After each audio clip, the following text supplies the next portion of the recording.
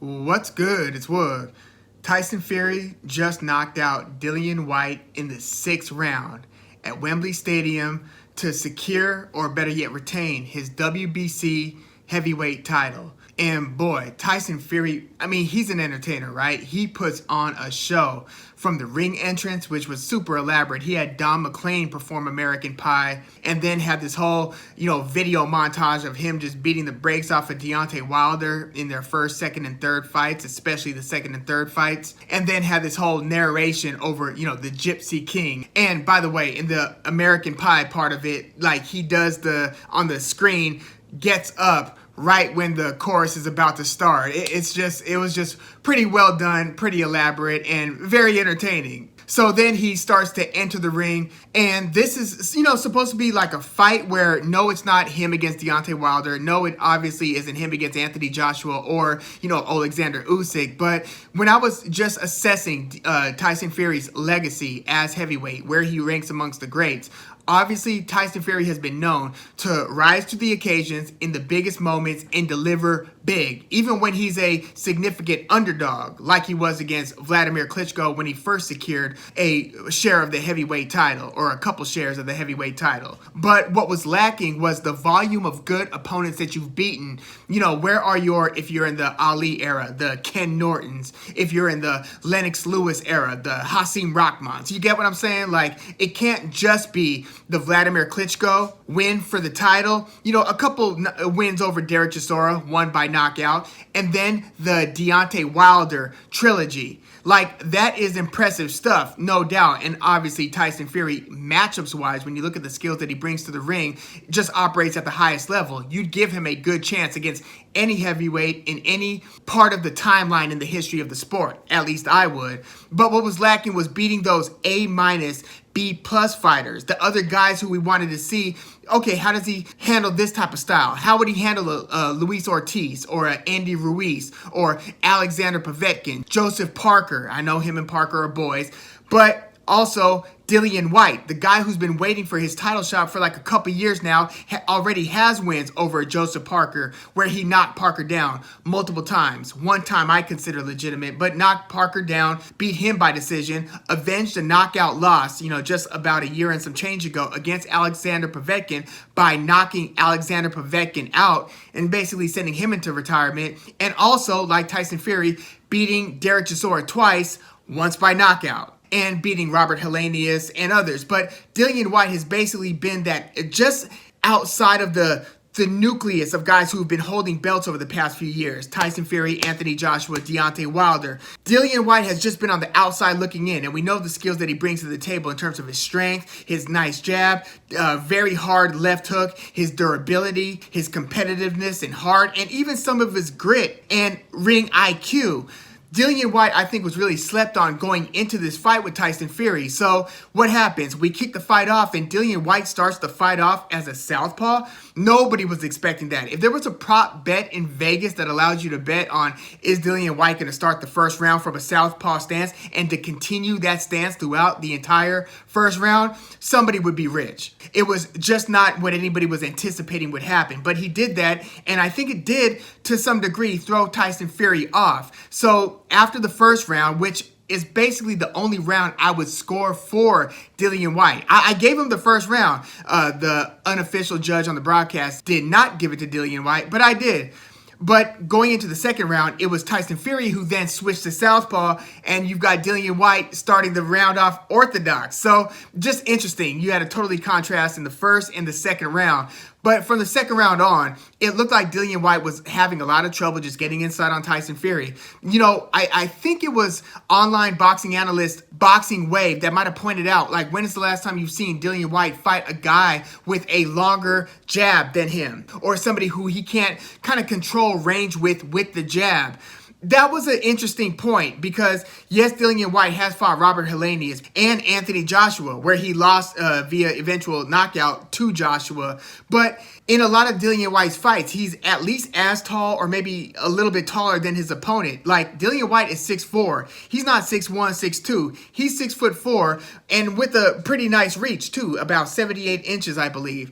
But it became clear that he was not able to touch Tyson Fury reliably, effectively with the left jab. So he's got Tyson Fury moving around the ring, and Tyson Fury came into this fight about a dozen to 15 pounds lighter than he had in his prior couple fights. So people obviously expect that to mean, okay, he's going to move around a little bit more than he did in the second and third fights with Wilder. This should be more akin to his first fight with Wilder or his fight against Vladimir Klitschko. Basically, the kind of sticker and mover, a lot of feints, a lot of jabs, and kind of flicking the jab. But we also knew that Tyson Fury was working out, for the last few fights or a couple fights, this being his third, with Sugar Hill Stewart, a disciple of and nephew of Emmanuel Stewart and the Kronk Gym and the Kronk boxing philosophy that prioritizes, power punching, right hand specifically. So we saw Tyson Fury start to move. Dillian White is he's touching Fury to the body, and that was what I thought would be a key ingredient if Dillian White wanted any chance of winning this thing. Go to the body early, hard, and often. Like, you can't abandon that part of the game plan. Remember when Wilder was jabbing Fury in the first round to the body, but he didn't sustain that body attack? This was very important, and I think that Dillian White was making attempts. He was jabbing to the body, and he was touching Fury to the body, but it was no type of sustained punching that would later get Tyson Fury to drop his hands to where he's vulnerable to something up top. Because there are two effects, or at least there are multiple effects to work in the body, but two major ones are, one, it slows down your mobility. So if you're having trouble with your slow legs, in the case of Dillian White, he doesn't have the fastest legs. And he isn't a great stalker. Like Derek Chisora, for instance, when he was fighting Dillian White was engaging in the brawl because Derek Chisora was bringing the brawl to him. Dillian White can, jab a Povetkin and control range there, where Povetkin is on the outside but looking to come in and land a big shot. But he's not sustained with the footwork in a way that like a Sean Porter is. Somebody who could just actively get the feet engaged to where you're always in position to launch an attack against the taller guy with the longer reach. So Dillian White started to look like he was reaching for Fury, and that he was kind of almost turning into sparring partner mode. Now, these guys have sparred together in Tyson Fury's camps in the past, but I don't want to say that his mindset, Dillian White's mindset, was shifted from, hey, I'm going to take the fight to the guy and win this fight, to sparring mode, but just in terms of the actionables, what you're actually doing to engage the opponent. It looked like he was almost defaulting to sparring partner mode, where he was on the outside of Fury's jab, and he was occasionally, again, touching Fury to the body, but nothing that looked like it was fight-altering or could pay dividends later on. It didn't look like he was doing that type of work to the body, and he wasn't frequently touching him with the jab, which is another key ingredient for Dillian White. And then when I saw him throw an overhand right in the early rounds, he threw such a haymaker that made me think, that's the power punch that you're looking to land? Like, it didn't look like a sharp punch. It looked like, and by the way, for the first couple rounds, 3 rounds or so, it looked like the only really effective thing that White might have been landing on Tyson Fury were rabbit punches to the back of the head. Like, he was almost unabashed about throwing the punch to the back of the head. It looked borderline blatant. And there was a lot of roughhousing. There was a lot of tussling and kind of tying each other up, which also, I believe, led to the beautiful setup for Tyson Fury finishing the fight on a beautiful right uppercut that put Dillian White on his back and had him super wobbly. When he finally made it back to his feet and tried to regather himself, the ref said no, because he then stumbled forward into the ropes, and the ref called the fight. But when I saw that White was going for those haymakers, was unable to control the distance in a sustained way to where you are putting enough pressure on a mobile Tyson Fury to where he's going to have to trade with you in the pocket. I didn't see too much having to trade in the pocket with Dillian White. If need be, Fury every now and then would maybe grab him a little bit, but he was mostly successfully moving around the perimeter and kind of keeping Dillian White at bay. That just wasn't going to be a winning formula for Dillian White. So again, I saw the rabbit punches to the back of the head. I saw them tying up and kind of muscling each other around a lot for those first few rounds. But like through 5 rounds, I had Dillian White, again, just barely edging the first round just because he was moving forward and nothing was really landed of consequence. This is an immediate reaction or near immediate reaction. So I haven't like rewatched the fight, but it didn't look like anything that would put a stamp on the round for either fighter happened in the first round. I gave that one to Dillian White. I gave Tyson Fury everything after that point. Again, he was working behind the jab. He was also throwing the boom, boom, the 1-2, which he kind of sits on that right hand a lot more these days, doesn't he? I saw shades of that in other Tyson Fury fights, even before working with Sugar Hill Stewart, but I didn't see it really done frequently or with wicked, wicked intentions. There are exceptions, but it would mostly be like almost like a flicking right hand. But now he sits on that 1-2 when he decides to commit to it. So he was winning the rounds against Dillian White. He looked like he might have rocked him a couple times, but it wasn't like the type of merciless bludgeoning that he was employing on Deontay Wilder in their second and third fights. This was more like a sweet science, but I'm going to land when I could find an opportunity deal for Tyson Fury. But again, Dillian White wasn't pressing the issue where he was forcing a fight out of Tyson Fury. He was boxing at range, and anybody who knew the matchups coming in knew that that was not going to be the winning formula for Dillian White. It should also be noted he did sustain an inadvertent head clash, which cut over the right eye, I believe, of Dillian White. They didn't show it for the first part of the broadcast, even when they stopped the action, so the ref could then scold both fighters for what seemed like forever. The ref was, I mean, it was a rough and tumble fight to where there was some referee intervention was needed, but boy, he was taking his time with issuing instructions and warnings to both of these guys. But Dillian White sustained a cut due to what looked, even after the replay, looked like an inadvertent head clash, but it did cut him. He looked super frustrated about it to where he was doing the kind of in close when they're in the clinch, kind of rabbit punching, borderline dirty, and potentially dangerous type of punching. And they, for a minute, started doing it to each other. They were both very unhappy with the situation, both mouthing off. But the fight continued. Dillian White, again, has a cut over the eye. And then for the next round and a half, you know, Fury's more or less controlling the fight from range again. A couple tie-ups, but with those tie-ups, you might think, okay, he's going to be wearing down Tyson Fury with these clinches and kind of walking each other around. But even though Tyson Fury has never looked like a great athlete, I mean, he's 6'9" and he's more athletic than his body type would normally indicate, it's really kind of remarkable. It's amazing how nimble and durable and able to just, you know, kind of move around, take shots, deliver shots.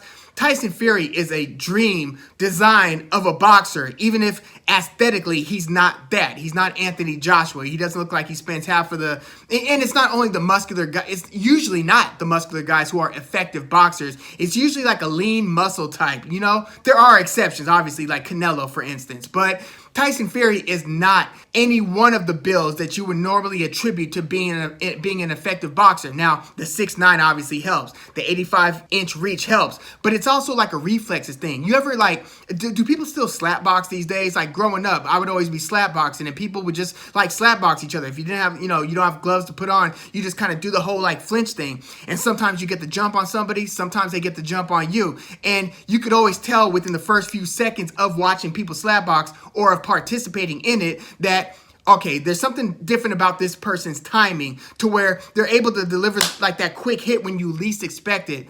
I got the impression that if Dillian White was slapboxing Tyson Fury, like if Deontay Wilder was slapboxing Tyson Fury, that Tyson Fury's winning the slapboxing match. He just has that type of rhythm and timing. Like when Floyd Mayweather fights guys or when Canelo Alvarez is fighting these guys, you have the impression that they are controlling the rhythm of the exchanges to where the guy might be ready, might not be ready. But yeah, Tyson Fury was doing a lot of that, and he took a moment to when Dillian White was coming in.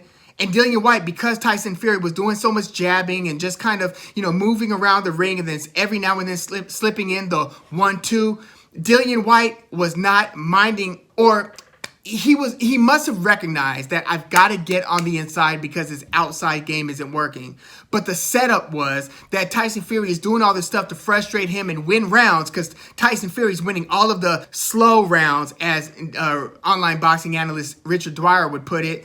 Because he's doing all this, there had to be an urgency in Dillian Whyte to close the distance. So he started kind of desperately doing it in a couple moments. But then one of the times he started coming in, Tyson Fury let him take an additional step inside that he wasn't affording him before, because Tyson Fury was on the move, jabbing, changing levels, feinting, jabbing again, mixing up the attack high and low, keeping Dillian Whyte at bay and unable to really confidently come in with any significant and sharp power punches. So what did he do? He let Dillian Whyte take one extra step in, and he launched a right uppercut that put Dillian Whyte on his back. It was an uppercut that landed, pushed him down on his back, and again, he was flat on his back, started to slowly kind of, all right, let's try to do this, and then he tried to make it up, did get to his feet, super stiff-legged. The ref looked at him and then saw him stumble forward kind of into the ropes, and he said, nope, we're done. So, damn. Tyson Fury entertained the crowd. Again, very elaborate, ostentatious entrance, followed by kind of a highlight reel knockout. Like, this is one of those that just goes on any montage when they're going to be talking about Tyson Fury, his legacy, his career. This is one of the knockouts that needs to be featured, and it happened against a guy that, quite frankly, Tyson Fury's legacy could really benefit from him fighting. That A-minus, that, the Ken Norton of the era, the maybe not the best guy, or sometimes not even the second best guy, but maybe the third, fourth, fifth best guy, that type of fighter. It actually does wonders when you look at somebody's, background, because Otto Wallin might go on to have a nice career, but at the time they scheduled the fight with him and Tyson Fury, it wasn't a, hey, this is a high risk, this, anything could happen in this fight type of matchup. It was kind of a stay busy, let's tune up for the Deontay Wilder rematch fight for Tyson Fury, not Dillian Whyte. He's proven he's an elite fighter who's beaten good fighters. So yeah, this was a fight that Fury was favored, but it was like, damn, we got to check this out. And most people who thought Tyson Fury was going to win, which was most people, I thought Fury was going to win, but via decision. And I thought Fury might get knocked down at a certain point of the fight. I thought, hey, Dillian Whyte's going to bring the fight to him. I didn't expect Fury to be able to control the rules or the terms of engagement to that degree, where he kind of looked like he flipped back the clock. I thought that Fury in his, kind of going into his mid-30s now, 33, 34 years old, wasn't going to have the same mobility, wasn't going to have the same luxury of being able to control fights at range and keep the guy on the outside with his mobility and his reflexes and so forth. I was wrong about that. Tyson Fury looked as good here as ever. It didn't make for the most exciting few rounds leading up into the knockout. In fact, the crowd was eerily quiet for, Wembley Stadium with 90,000 fans? I mean, maybe it was the broadcast feed, but it sounded like a pretty quiet crowd. But that was because of the style of the chess match that was playing out. It eventually led to a devastating right hand uppercut knockout victory for Tyson Fury. So yeah, this was a shining night for the Gypsy King. He entertained the crowd, then he delivered in the ring. What more could you ask for? Yes, he says he's going to retire. No, I don't believe him. I believe that that a part of him definitely wants to retire. There's no way that he could feel as invigorated in boxing, as he was at different stages of his younger life. I do think that the lifestyle and the weight of being the champion, the training regimens and so forth, I'm sure it could wear on you. Not to mention the actual fights where you're getting punched in the head and body, in the sparring sessions where people are, pushing you to varying degrees. It's a lot of wear and tear. So I'm sure that the road work and everything has worn on Tyson Fury over the years. But I don't think that he's not going to fight another professional fight. I absolutely believe that he's going to fight either the winner of Anthony Joshua or Usyk. Anthony Joshua beats Usyk in the rematch and they go for a trilogy fight. Then maybe he takes an extended leave. It's tough to tell. I don't think he wants to do too much waiting. I don't think we're going to see him fight the other, ranked 5 through 9 guys, the Andy Ruizes, or like Joe Joyce or Philip Hergovich if he ends up winning this next fight. I don't think we're going to see that type of career going forward from Tyson Fury. But I do think that he's going to fight either Anthony Joshua or Alexander Usyk as his next fight. But yeah, let me know what you think in the comments. What did you think about the fight? And do you think that are you buying Tyson Fury's retirement? Tyson Fury exceeded my expectations tonight. Again, I thought he was going to win the fight, but he did this one, unlike most of his wins in his career. He did this one and finished it in spectacular fashion. Highlight reel level knockout. Dillian White was truly outclassed, and Tyson Fury set him up, man. Like, you know, when he threw that uppercut, I was watching the fight with my brother and his family, but as soon as Tyson Fury landed that punch, I hadn't seen him throw other uppercuts in the fight. So when he threw it, it looked like it got in, and it was like it's kind of a sneaky, you know, right-hand uppercut. I'm like, oh, damn, that was a nice one. And little did I know that, you know, a millisecond later, I would see Dillian White, you know, fall back flat on his back with stiff legs. Like, it looked like a nice punch when he threw it. It looked sneaky. It looked accurate. And it ended up finishing the fight. But yeah, let me know what you think about Tyson Fury's skill set. Absolutely remarkable. This guy's skill sets are unreal. He's looking scarier and scarier fight over fight, too. If you thought that you were fighting a 6'9" sticker and mover around the time, you know, he had beaten Vladimir Klitschko, no, you got another thing coming. Like, this guy is looking to punch with wicked intentions when he finds the right opportunities, and even if he lulls you with his boxing skills, just know that at any moment he can commit, and then it's bad news if you're not ready for it. So yeah, he's going to be a handful, especially because he is so adept and equipped to win the slow round. So we'll see what happens going forward. I want to hear your thoughts in the comments. Like the video, subscribe to the channel if you are into the fight talk. I'm Woog. Thanks for tuning in.